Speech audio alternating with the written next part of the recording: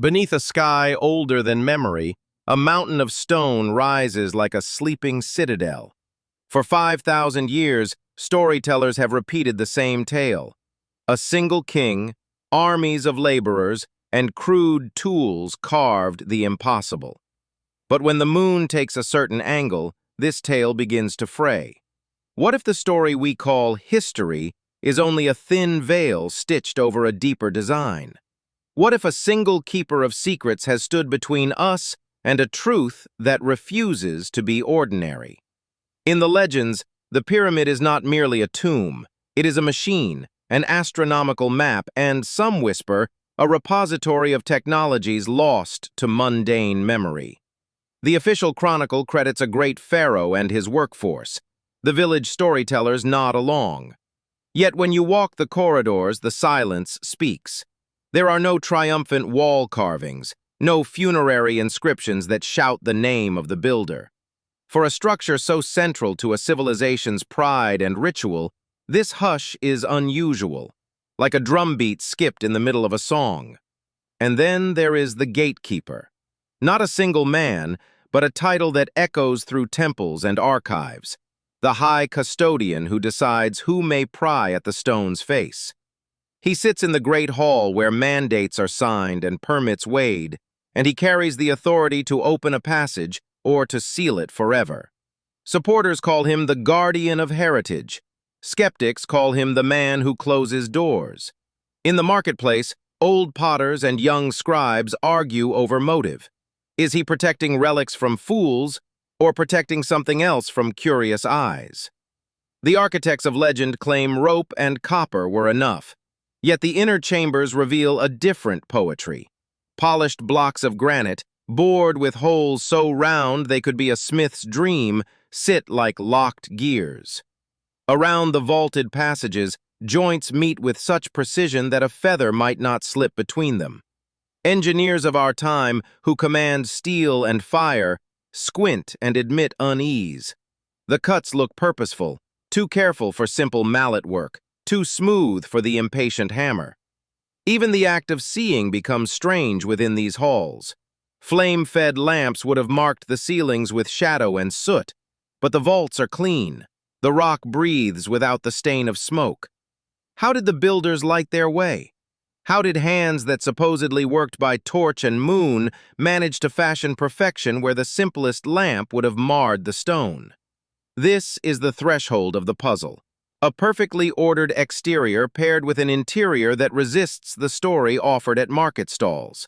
If anything here hints at planning beyond a single dynasty, if the stone itself remembers a methodology not taught in scribal schools, then it follows that gates may have been shut and explanations carefully curated. The gatekeeper's ledger is long, and the keys he controls are many. Beyond the gatekeeper's ledger are small doors that do not look like they belong to any royal tomb. In Chapter 2, we follow a lone engineer's robot into a narrow tunnel that finds a sealed stone door with polished handles, and the world leans forward. What happened when that door was prodded? The answer is a new kind of silence. Imagine a narrow throat of stone, so tight a child's toy must crawl on its belly to pass. At the end lies a door with two tiny handles of greenish metal, a door that refuses to explain why it exists. When a small mechanical eye slipped through, the world realized the monument still had secrets that would not speak. Many seasons ago, a curious craftsman sent a slender automaton into the Queen's passage. The device moved like a beetle through the ribcage of the pyramid and found, tucked away where no visitor could brush, a smooth slab fitted into the tunnel like a heart bone. Two metal loops gleamed at its face. Nobody had expected such workmanship inside a structure supposedly made by simple tools. The discovery sent ripples through courts and guilds, but the gatekeeper answered with a closed hand.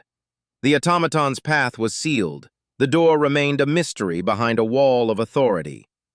Years later, a constellation of scholars and star watchers devised a new way to see without opening. They hung a net of mirrors in the heavens to catch cosmic whispers, a kind of star ray that passed through stone and returned an image of hidden halls. The mirrors found a void, a great empty belly above the gallery, vast as a temple, whose purpose was unreadable. It was a chamber the map forgot to name. People celebrated the discovery, yet the next steps were stalled. Those who begged to step into that hidden room were told preservation must be prioritized.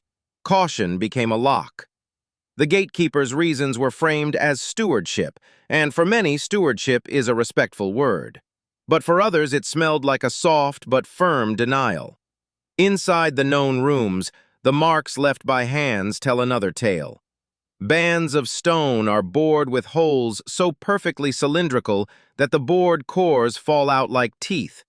The surfaces are polished as if by an artist's chisel, but without the rasp of ordinary tools. Craftspeople who try to emulate these cuts with copper, bronze, and modern patience find their instruments exhausted in hours. They leave small chips and anger, not the luminous smoothness the pyramid keeps. Then there is the riddle of light. If not fire or lamp, then how were the inner artisans guided? Some tell of reflected beams, polished corridors that carried lantern light deep without smoke. Others murmur of glassy tubes that behaved like trapped daylight. These are whispers. They do not sit well in lecture halls where caution governs the tongue. Outside, scholars of the old ways proposed a startling alignment. 3 stone giants arranged like a hunter's belt in the sky. The pattern matched not the current sky, but a night long before kings kept ledgers, a stellar portrait placed precisely where Orion's belt once hung. If this is more than decor, then knowledge of the heavens animates the stones, and the builders were not merely masons, but astronomers with a calendar longer than a lifetime. A rain-scarred Sphinx might hold the oldest secret of all. In Chapter 3, we travel to the statue that stares across the desert, whose weathered face hints at rains from an age before the dunes. If the Sphinx remembers water, then the timeline everyone trusts unravels. What epoch does that water recall, and who carved the first face? The lion-faced sentinel at the edge of the plateau carries a secret the wind cannot invent. Its skin is grooved as if rain once carved it. Stone that looks like it was stroked by torrents whispers of a climate that did not belong to the age of kings. The Sphinx remembers a world where the desert was a green sea. Walk close enough and you can read the weather in the rock. The Sphinx's base shows rounded patterns, undulating like riverbeds, not the abrasive teeth of sand. Geologists who peer with careful tools say such marks are typical of heavy rainfall, of standing water and soft erosion. But rain of such magnitude has not visited that place in 10,000 winters, not since the ice loosened its grip on the world. If the statue's body was shaped by a wet age, then its origins may predate any dynasty's ledger. There are 2 ways to answer a clue like this. One is to insist upon continuity. The statue was carved later and the marks are illusion. The other is to follow the rock where it leads, to consider a predecessor people, architects who stood when the land held rivers and trees. Those who follow the second path speak of inheritance. The later kings may have recarved and reclaimed an older monument, dressing it in their own names while the body beneath kept older stories. Nearby, in sunken pits and temple foundations, are blocks whose edges are so true that even modern cutters marvel. Some boxes and carved slabs fit together as if made by a bench that measured to notches of air. If the Sphinx and these stones come from an age of different skies, then the builders of Giza were inheritors of skills long refined, not inventors groping in the dark. Guilds of alternative scholars point to distant ruins beyond the Blue Hills, temples of ash and stone that predate written kings. Columns and carved reliefs there show geometry and stonecraft that hum with the same precision found at the plateau. Could a broad-reaching culture, dispersed by a single catastrophe, have passed knowledge like a torch to later hands? The idea unsettles the official archives. To rewrite the beginning is to redraw the map of ancestry. The gatekeeper's ledger makes this delicate. Publicly, he speaks of careful restoration and the sanctity of heritage. Privately, he signs permits and denies others, and his decisions shape what the world may learn. When petitions come to test the Sphinx's memory with deeper probes, they are often trimmed or delayed. For some, preservation is the noblest excuse. For others, it is a gentle hand that keeps the past folded. Yet the stone does not forget. Small finds, weathered grooves, oddly placed tool marks, and alignment echoes keep tugging scholars toward a narrative older than dynasties. If the plateau once drank with rain, then a civilization with knowledge of star maps and stonework might have carved foundations that later kings polished and rebranded. If a lost people passed their craft forward, where did their tools go? In Chapter 4, we peer into the question of mechanism, the drills that bored granite, the methods that moved 80-ton stones, and the sealed vaults that hide the evidence. If technology vanished, who held it last? And what kept it hidden? Imagine a drill that bites granite like a wolf taking a bite of dusk. Imagine machines that could plane and polish with such evenness that seams vanish. If such tools existed once, their absence reads like a theft in the night. Who took the machines? Who buried the keys? The inner chambers offer marks that do not read like animal blows. Cylindrical cores, perfectly rounded, fall from granite as if a hollow tooth were extracted whole. Polishing lines run as if a blade moved with mathematical patience. Craftsfolk who return with replicas and copper chisels leave bruised and bewildered. Their tools gutter, and their efforts produce nothing like the original. The workmanship in certain boxes and fittings suggests machinery of a kind we do not catalog in our museums. Transport is another riddle. Granite blocks weighing as a small ship were quarried miles away and placed on the plateau as if the land had handed them over.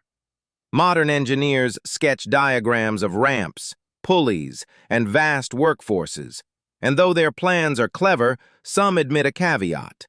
The human effort required would be extraordinary in a world without wheeled beasts and mechanized rigs. Tales tell of sledges lubricated by water, of coordinated teams, and of canals brought to the base of the works. Even so, the precise placement of 80-ton stones still makes seasoned planners inhale. Then there are the sealed vaults, hidden doors, chambers without entrances, and a void that hangs above the gallery like a shadow that refuses to fall. The star mirror scans mapped it, but the gatekeeper forbade further excavation. The rationale is careful: conservation, structural risk, the sanctity of what sleeps beneath. Yet for others, the reasons feel more like a story told to close ears. If a chamber waits, perhaps it holds machinery, records, or an older archive the world is not prepared to read. Wandering scholars draw connections beyond the sands. They point to far places where stone is cut with similar exactness, to temples in distant valleys whose layout echoes Giza's geometry. Could a network of builders have spread their craft across the seas and plains? Some names in their whispers speak of a catastrophe that scattered knowledge, a deluge, a comet, an age-ending winter, leaving fragments in the hands of survivors who passed them down like secret recipes. Today, the plateau hums with tourists, with schoolchildren, and with modern cameras. Its public story remains a tale of pharaohs and laborers, but the stone keeps its less corporate memories in drill marks and sealed faces. The gatekeeper still walks his hall, weighing petitions and signing lists. He will be remembered both as protector and as gate closer, a man whose choices shaped which chapters researchers may read. If we insist on the gentle approach, on preserving what remains, we might never open the rest of the book. If we insist on prying every door, we risk damaging the pages. Somewhere between those poles lies the moral question for our age. Who decides how much of the past the living will know? The plateau's last secret is not only stone and tool, but choice. If you want a version of these chapters split into shorter scripts for narration, or a voiceover-ready edit with timing cues, Tell me which style, and I will transcribe it for production. The stones will wait, but the moment to ask hard questions is now.